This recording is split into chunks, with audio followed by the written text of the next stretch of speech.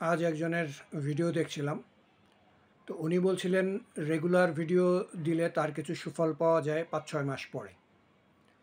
যেমন উনি বলছিলেন যে মিনি ভ্লগ টাইপের ভিডিও বা শর্টস যেগুলো আছে সেগুলি প্রতিদিন দিতে, এর মাঝে মাঝে রেগুলার ভিডিও কিছু দিতে, তাতে নাকি আস্তে আস্তে ভিউজ বাড়ে। আমিও চিন্তা করছিলাম যে এরকম ছোট ছোট ভিডিও তৈরি করে ছাড়বো, কিন্তু প্রতিদিন ভিডিও করা খুবই কঠিন হয়ে যায় মাঝে মধ্যে।